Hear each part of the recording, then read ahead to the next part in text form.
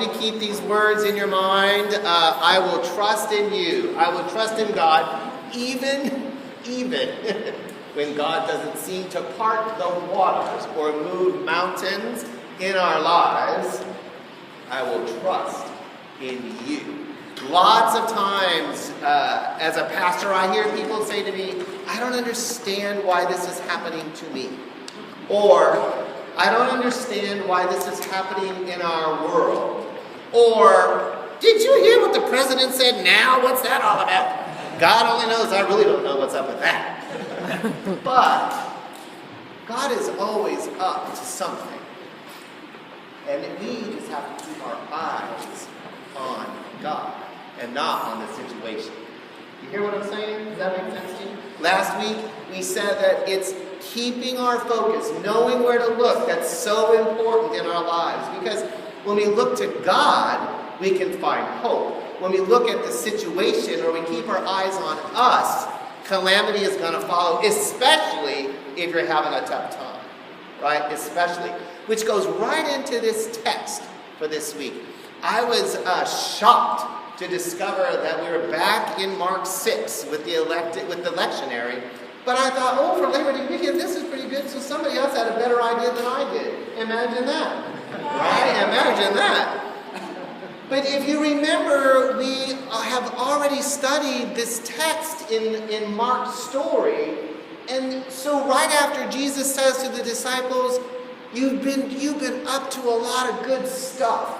Do you remember the disciples had been teaching about Jesus? They had been praying for people's healing and their wholeness, and they were tired, right? So Jesus says, go away to a deserted place and rest. Have food, right? They were so busy they didn't have time to eat. But then later, we discovered earlier that later, the crowds just followed the disciples where they were. And Jesus, again, continued healing, meeting the needs of people. But what we don't know within the text is that there was probably a couple of days interval of time. Because the disciples, nor Jesus, nor the crowd didn't get in their cars and go to a deserted place. You hear what I'm saying? They had to walk there, and so things took a lot of time. And in Israel, the topography is very mountainous, right? So nobody got anywhere fast, right? So the disciples did have that time to rest. When you think about rest, right? Getting away from your everyday routines, stopping just whatever's going on in your life, carving out time that you deserve to have to just rest. No drama. Imagine that. No drama. It can happen. No cell phones. Gasp. Right? No texting. It can happen. No computer. It can happen. When you think of rest, specifically how you rest, what comes to your mind? Call it out. What do you think of? What? Sleep. Sleep. What else? Put your feet up. What else? Beach banana. Beach bananas. Okay, well, I'm going where you going. I'm going with you. What else comes to your mind? Reading. What else? Catching up with friends. Catching up with friends. What else? Say that again. Taking a walk. Yeah. Let me ask you a question. How many times do you carve out time in your day to do just that? Right. Thank you for being honest, Linda. Linda's sitting here going. We don't carve out time for rest. I read a study this past week because when you Google, it's not fake news all the time. When you Google, it's usually the truth, right? So when I Googled this week, rest, I came upon this study done at UCLA, University of California at Los Angeles. So that kind of got me thinking about LA. And yeah, I was a little homesick, but I would not go back there for anything, right? Because I love Richmond, Virginia. But as I started to look at this study that had been done by these researchers, they had studied 32 families. And they wanted to get a snapshot on family life in the 21st century. So I was like, well, maybe so. But then I read on in the study, and the researchers were surprised at what they had read. That the families that they studied were more in tune with work than what they were in resting. They were more focused on getting a better job, making sure they did their job better than anyone else so their supervisors could look at the great job they're doing. They spent more time on accumulating things so that they would have more things to be able to not enjoy. More things so that their status in life might be different. They were doing things like getting expensive cars when a not so expensive car would happen. And all of the time that they spent on making things happen made sure that they also had to work. Spend more time at work. And this is what got my attention. Many of these same families, they were taking tours of their homes, right? Now, Kirk and I are working on our home, and we're doing a really good job, right? And we will not do this, right? Many of these families in the study, they work so much that they cannot go outside and enjoy their yard. And they admitted that. This is the backyard, but we never go here, right? How amazing. Now, our backyard is going to be fabulous, so you want to come and enjoy it with us, right? But can you imagine working so hard to get things, but yet at the same time, you don't have time to enjoy them? So many of us, it's so important that we find identity in what we have, and what we can get more of, right? If I only get a bigger house, then I'll be okay. If I only have a better car, then I'll be okay. People will see that I'm successful. You see where this is going?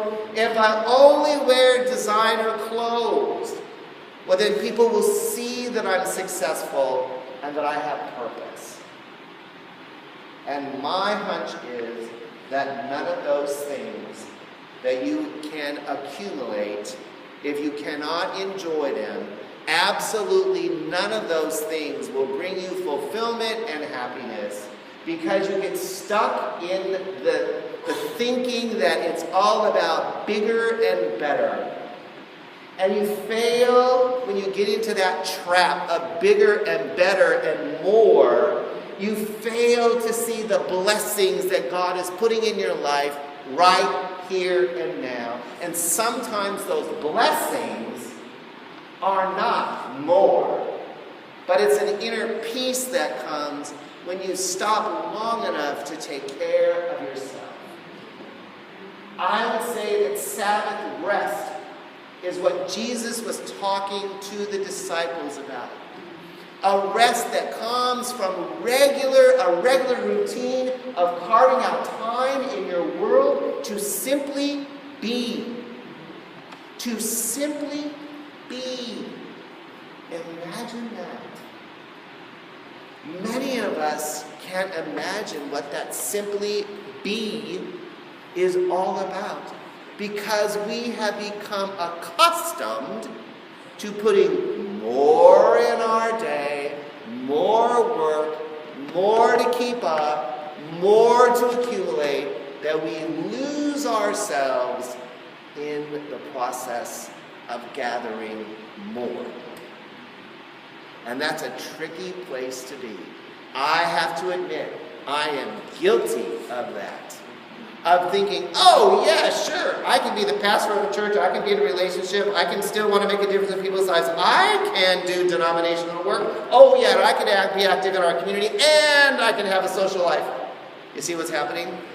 You see what's happening? And I'm not complaining. I'm not complaining at all, because I love my life. But sometimes I forget how to rest. Now Kirk's going to go, I like this. But it is so true. We get so wrapped up in our careers and in doing and in acquiring things that we lose a sense of self. That's what Jesus is talking about. Go away to a deserted place and rest. Be recharged. Now, I'm not saying just have Labor Day. I'm not saying just go on a vacation. That's all very important and should happen, right? But regularly in our schedule, make time for Sabbath. Make time to just rest and be. Some people confuse Sabbath rest with coming to church, right? That's wonderful. Because hopefully in church, you're reminded that God is good, that God is present, and that God has good gifts for you. But that's not necessarily Sabbath rest. Maybe it's part of your Sabbath rest. But if this hour that we spent here, as wonderful as our worship is, that hour is not going to sustain you in the realities of your life. It's a good start. What will happen is when you come here and are reminded of God's presence, God's good gifts for you, always, at every intersection of your life, that God is present to do things. And when you don't see those waters parting, or you don't see the mountains moving, or you're not aware of an answer to a question or an issue going on in your life, it's coming here to be reminded of God's grace, God's gifts of love that will help you develop a personal relationship with a loving God who always says, you are worth it. You are loved no matter what. And there's a lot of no matter what's going on out there in this place we call the world. Right? Of course we'll make a difference. Of course we'll show up at the rallies. We will feed people. We will do everything that we can do as a church to make a difference in our world. But if we don't take time for Sabbath rest, we will lose the focus. We will lose the focus. That this is all about growing in relationship with God.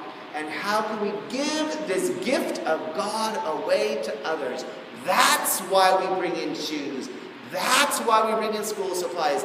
That's why we feed people, and we do it well.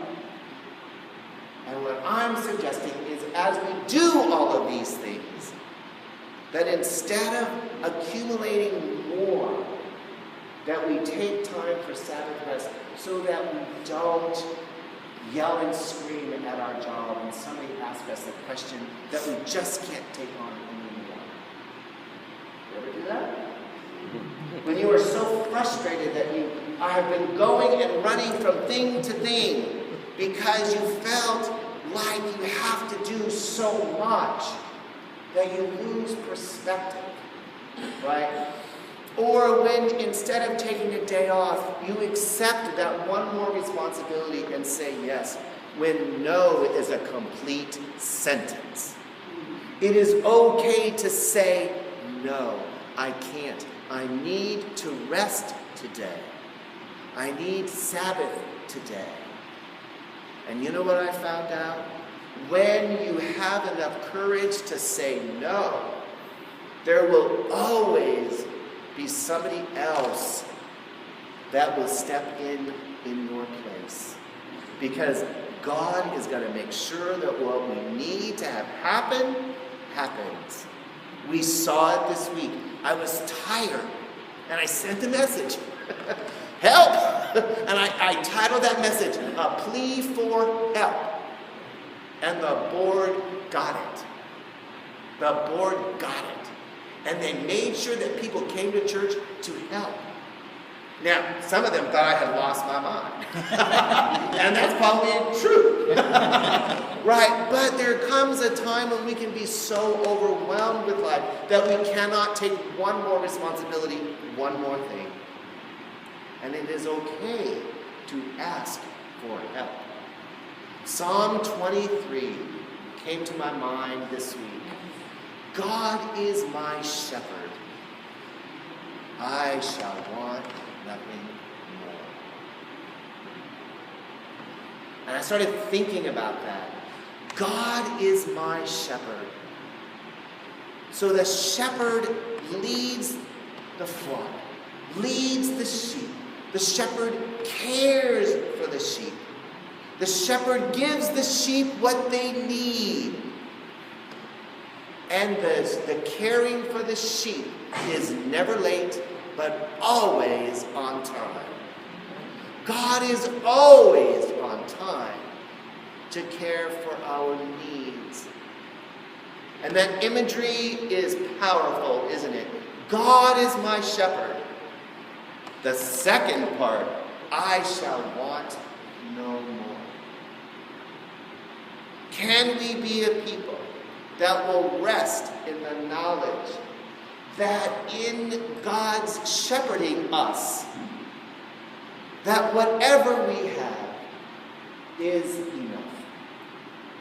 That we can get to a place where it's not accumulating more, but simply being, and know that our being is good because God is good all the time.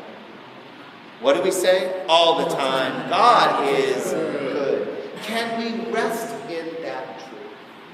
So here's the challenge for you this week. What one thing can you give up? What is it? One thing. Maybe it's an appointment. Maybe it's doing some kind of task at home. Maybe it's, I don't know, maybe it's doing something at church. Who knows? What is one thing that you cannot do and instead rest? What is it? What one thing can you do as part of rest, as part of your Sabbath, to enjoy experiencing God's refreshment? You named lots of things here today. See, that was the trick. Right? Get them to admit it, then they'll know they can do it. Right? And you can. My hunch is that as we take time for Sabbath rest, you will indeed be filled up anew by the Holy One. That you will experience the divine presence of a loving God, and you will not be exhausted. You will not be burned out. But when you sleep, you will sleep and be refreshed in your spirit. That your rest will not be one from exhaustion, but your rest will be one of fulfillment. Knowing that God will meet and continues to meet your need. Because it's all about God. But can we put our focus on knowing and trusting that God will give us exactly what we need? What do you think? Can you do it? All right. Thanks be to God.